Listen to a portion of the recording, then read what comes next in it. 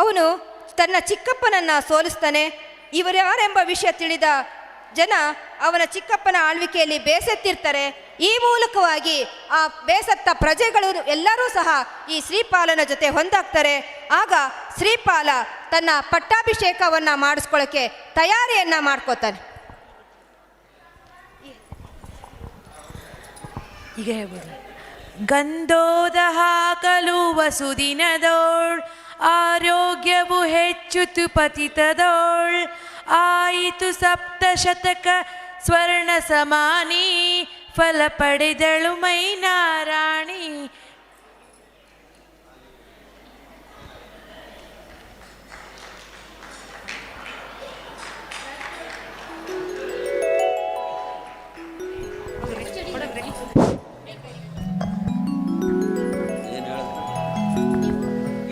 ಶ್ರೀಪಾಲ ರಾಜನಿಗೆ ಜಯವಾಗಲಿ, ಶ್ರೀಪಾಲ ರಾಜನಿಗೆ ಜಯವಾಗಲಿ.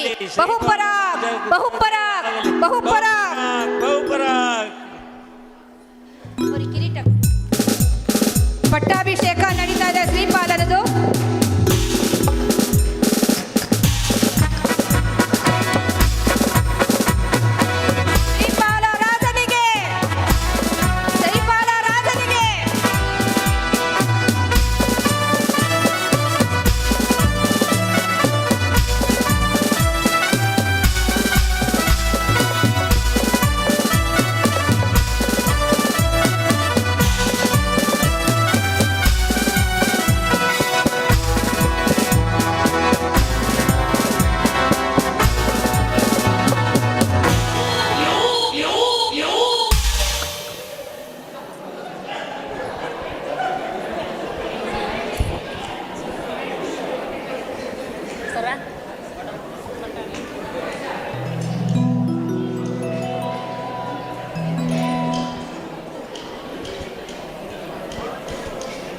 ಮಹಾಸ್ವಾಮಿ, ನಮ್ಮ ಅರಮನೆಯ ಉದ್ಯಾನವನದಲ್ಲಿ ಮಹಾ ತಪಸ್ವಿಗಳಾದ ಚರ್ಯಾ ಶಿರೋಮಣಿ 108 ವಿದ್ಯುಸಾಗರ್ ಮಹಾರಾಜರು ಆಗಮಿಸಿದ್ದಾರೆ. ಅವರ ಆಗಮನದಿಂದ ಈ ಅಕಾಲ ಫಲಪುಷ್ಪಗಳು ಬಿಟ್ಟಿವೆ. ಇವನ್ನು ಸ್ವೀಕರಿಸಬೇಕು. ಎಂತಹ ಒಳ್ಳೆಯ ವಿಷಯ ತಂದಿದ್ದೇವೆ ಮಾಲಿ. ತೆಗೆದುಕೋ ಈ ರತ್ನಹಾರವನ್ನು. ದೇವಿ, ಆಗಲಿ ಸ್ವಾಮಿ. ಈ ಸಂತಸದ ಸುದ್ದಿಯನ್ನು ನಿನ್ನ ಸಹೋದರಿಗೂ ತಿಳಿಸು. ಮಾಲಿ, ಮಂತ್ರಿಗಳಿಗೆ ತಿಳಿಸು. ಈಗಲೇ ಊರಲ್ಲೆಲ್ಲ ಡಂಗೂರ ಹೊಡಿಸಲು ಹೇಳು. ಆಗಲಿ ಸ್ವಾಮಿ. ಬನ್ನಿ, ಮುನೀಶ್ವರ ದರ್ಶನ ಪಡೆದು ಬರೋಣ. ನಡಿ ಆ ಕಡೆ.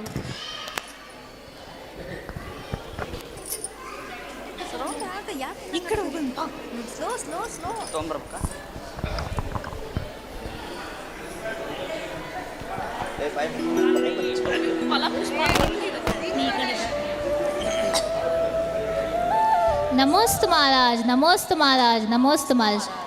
ಮುನಿಶ್ರೇಷ್ಠರೇ, ಪೂರ್ವ ಜನ್ಮದಲ್ಲಿ ವ್ರತಭ್ರಷ್ಟನಾಗಿ ಕುಷ್ಠರೋಗಿಯಾಗಿ ಪಡಬಾರದ ಕಷ್ಟವನ್ನು ಪಟ್ಟು ರಾಜಭ್ರಷ್ಟನಾಗಿ ಮತ್ತೆ ಉದಯದಿಂದ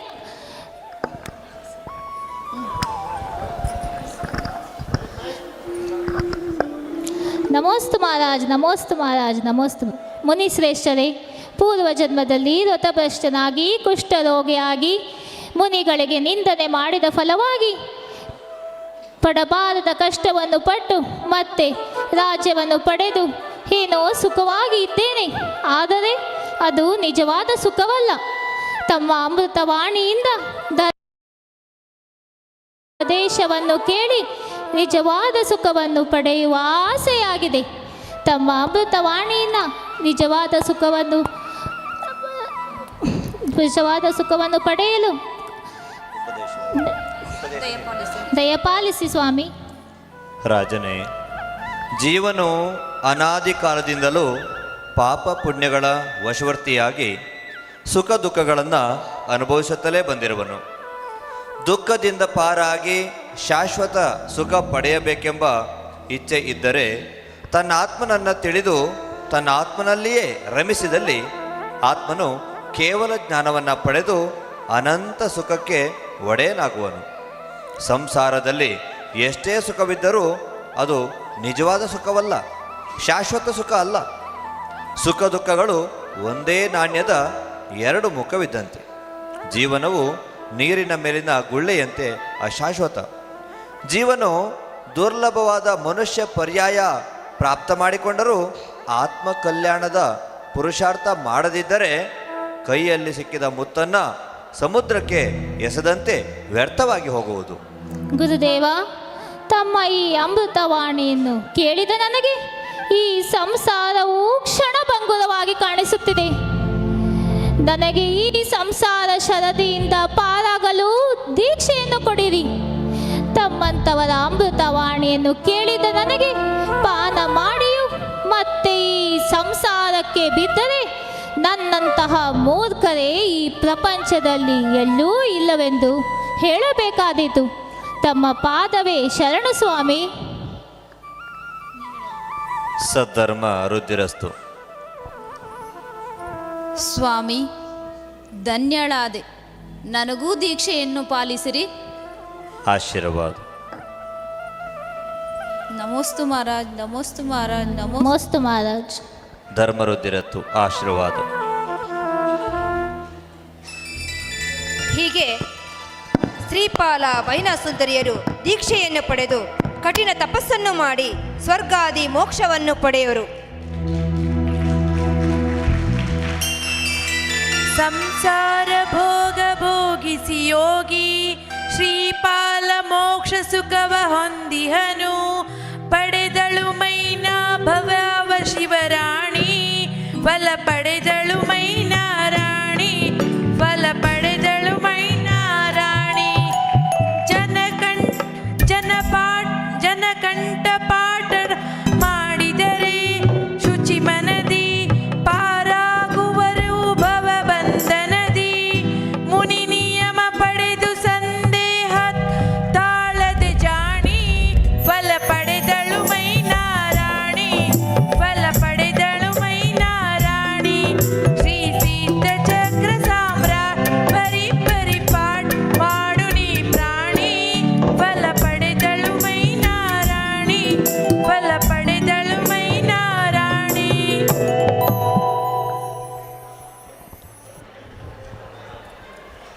ಧನ್ಯವಾದಗಳು. ಮೈನಾಸುಂದರಿಯಾಗಿ ಪಾತ್ರಗಳ ಪರಿಚಯ. ಮೈನಾಸುಂದರಿಯಾಗಿ ಭಾಗ್ಯಶ್ರೀ ಮದನ್ ಕುಮಾರ್, ರಾಜ ಶ್ರೀಪಾಲನಾಗಿ ಸ್ಫೂರ್ತಿ, ರಾಜ ಬಹುಪಾಲನಾಗಿ ಸುನೀತಾ ಉಪಾಧ್ಯಾಯ, ರಾಣಿ ಸುಂದರಿಯಾಗಿ ಸರಿತಾ ವಜ್ರಕುಮಾರ್,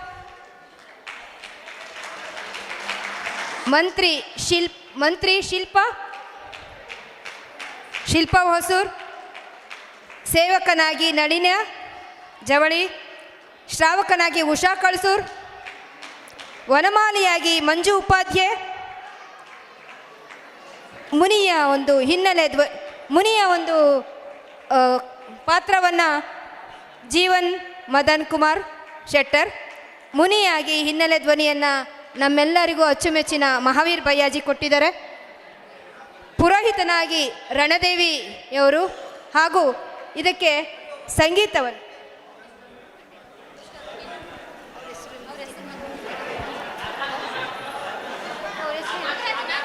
ನಾಗರಾಜ್ ತುಂಬ ಚೆನ್ನಾಗಿ ಪಾತ್ರವನ್ನು ಮಾಡಿದ್ದು ಇದ್ರೊಳಗೆ ಅಂತಂದರೆ ನಾಗರಾಜ್ ಅವರು. ಜೋರಾದ ಚಪ್ಪಾಲೆ. ಅವರಿಗೆ ಯಾವುದೇ ರೀತಿಯ ಏನೂ ಪ್ರಾಕ್ಟೀಸ್ ಇಲ್ಲ, ಸಡನ್ನಾಗಿ ಅವ್ರನ್ನ ಕರೆದ್ವಿ, ಬಂದು ಬಹಳ ಚೆನ್ನಾಗಿ ಅದನ್ನು ಕೊಟ್ಟರು.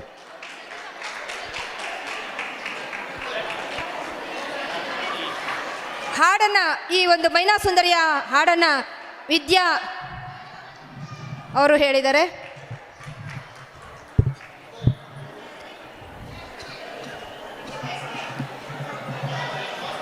ಶಾಂತ ರೀತಿಯಿಂದ ಇಷ್ಟೊತ್ತು ಮೈನಾಸುಂದರಿ ನಾಟಕವನ್ನು ವೀಕ್ಷಿಸಿದ್ದಕ್ಕೆ ಮೈನಾಸ್ ಮುಂಬು ಪ್ರಸ್ತುತಪಡಿಸಿದ್ದಾರೆ. ಎಲ್ಲ ಪಾತ್ರಧಾರಿಗಳು ಕೂಡ ಅಚ್ಚುಕಟ್ಟಾಗಿ ತಮ್ಮ ಪಾತ್ರಗಳನ್ನು ನಿಭಾಯಿಸ್ತಾರೆ. ಅವ್ರಿಗೊಮ್ಮೆ ಜೋರಾಗಿ ಚಪ್ಪಾಳೆ ತಟ್ಟಿ ಅವರ ಈ ಕಲೆಯನ್ನು ನಾವು ಅನುಮೋದನೆ ಮಾಡೋಣ. ಇನ್ನೂ ಜೋರಾಗಿ ಚಪ್ಪಾಳೆ ತಟ್ಟಿ ಅವರ ಕಲೆಯನ್ನು ಅನುಮೋದನೆ ಮಾಡಿ.